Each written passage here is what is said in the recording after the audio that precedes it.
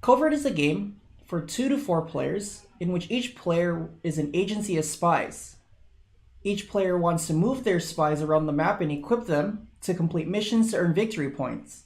The player who has the most victory points after a player completes their 6th mission is the winner. To set up, place the board in the middle of the table. Each player will then take their 5 dice, 15 intel cubes, 3 spy meeples, a player screen, and a reroll token of a color of their choice. Then they are dealt a character card. The character card will represent who they are and what their special ability is during the game. Next, we're going to place everyone's meeples on the board. Shuffle the agency cards and each player will draw 3 cards, placing their spy meeples in the cities that they drew.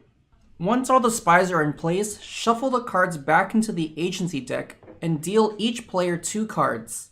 Then, draw 6 cards, placing 1 card each face up under the region markers on the bottom of the board, and keep the agency deck nearby. Shuffle the mission deck and deal each player 3 missions apiece.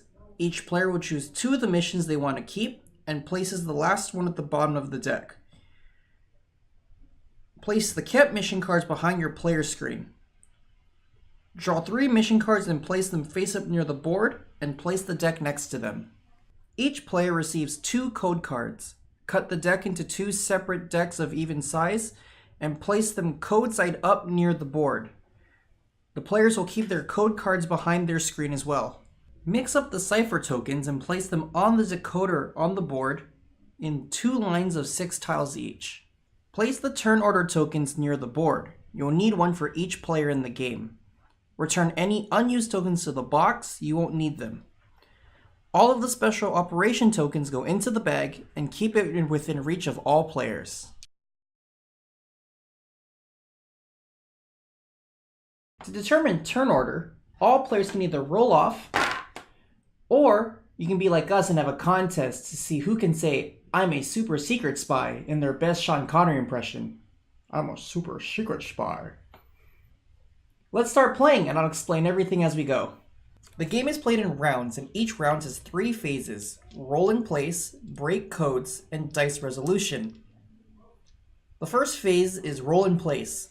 Simultaneously, all players will roll their die and place them where everyone can see them. This would be a good time if you want to use your once per game reroll token to reroll as many dice as you want.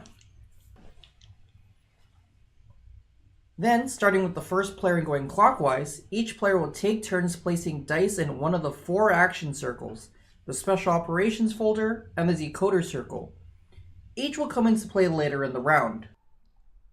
When placing dice in one of the 4 action circles, the first player can place their die in any slot if they are the first player to put it there. From the second player on, they'll have to place their die adjacent to a die already in that circle or in a different circle. For example, I'd have to place a 1 or a 3 next to this 2. Any die can be put into the special operations folder. When you do this, take the special operations bag and draw a token, placing it behind your player screen where only you can see it.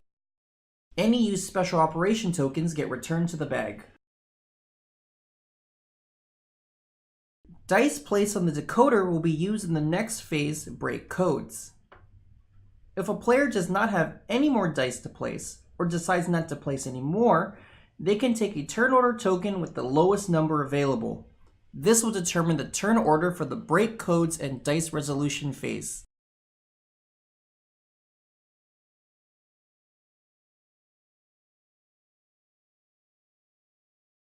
Once all players finish placing their dice, the game will go into the break codes phase. Starting with the player with the number 1 turn order token and going in order, each player will take a turn trying to make the code on their code cards. In order to break a code, players must move the cipher tiles into the correct order. Here's how to crack some codes. You may swap the position of any 2 adjacent cipher tiles once. Tiles are considered adjacent if they are next to each other in the same row or column, but not diagonally. The numbers on each end can also be swapped if they are in the same row, but are not considered adjacent for the purposes of breaking a code. If you have a die in the decoder, you can use it to replace a number on the decoder to the number on the die. You can only use the die to make one code. If a code was broken, show the code to all the other players and place it equipment side up next to your character card. Don't forget to take your dice back for use next round. Draw code cards from either stack to replace any completed code cards. To help you decide which one to take, the code side shows what kind of tool the code card has.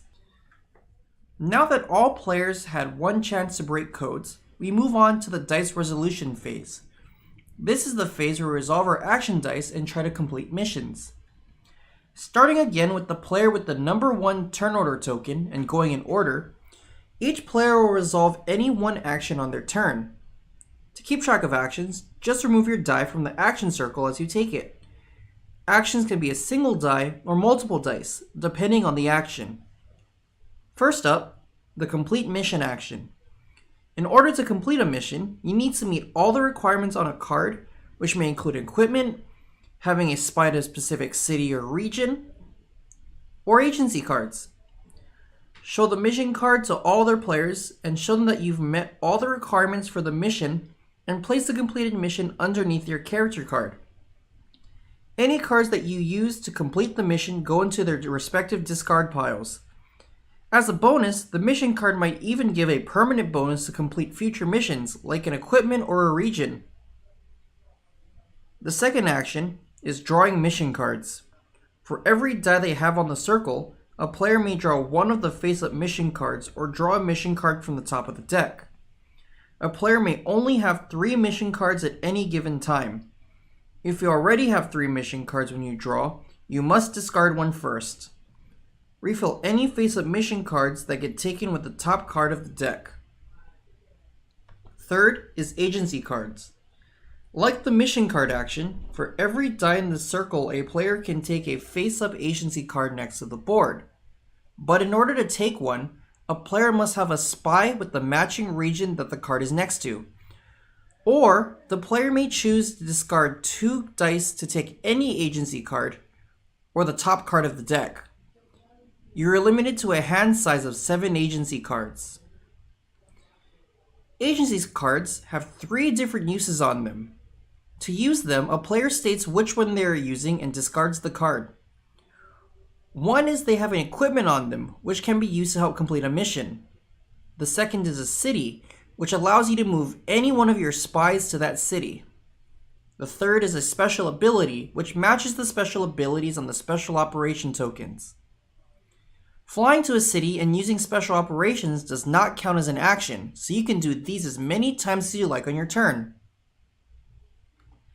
And last is movement. For each die in the circle, a player may move each of their spies 1 space to a city connected to the one that they are in. A player is allowed to resolve all their dice on this circle if they wish. For example, I resolved both of my dice to move all my spies 2 spaces. Every time a spy moves, place an intel cube in the space that they are in. These cubes can be picked up by any opposing player's spies if they move into that city. When a player collects 2 intel cubes of the same color, they return the intel cubes to their owner and take an agency card from the region that they picked the second cube from or the top of the deck. Special operation tokens and the special operation abilities on agency cards can be activated on a player's turn to allow them to do different things, and are specifically used during different parts of the game. Things like the +1, -1 are used during the dice placement phase, and they modify a dice of your choice respectively by the amount. The move 3 can be used either during the dice placement or dice resolution phase, and gives you 3 movement points which you can split among your spies. These are all referenced on your player screen, so double check if you don't know or forget what each ability does and when they are used. The game keeps going until a player finishes their 6th mission. At that point, the players finish out the current round, and a final round will take place afterwards, in which each player has one last chance to complete one last mission card if they are able to. No other actions can be taken, and character abilities cannot be used during this last round of play. However, special operation tokens and agency cards are allowed. Then, each player counts up victory points to determine the winner. Mission cards and completed side of code cards have victory point values. Mission cards have different values, while completed code cards are worth 2 points each. Add them up, and the player with the most points is the winner. In case of a tie, the player who completed the most mission cards is the winner. I'm the super secret spy. Thanks for watching. Subscribe to Other Realms YouTube channel for more board game tutorials, tabletop gaming, and much more.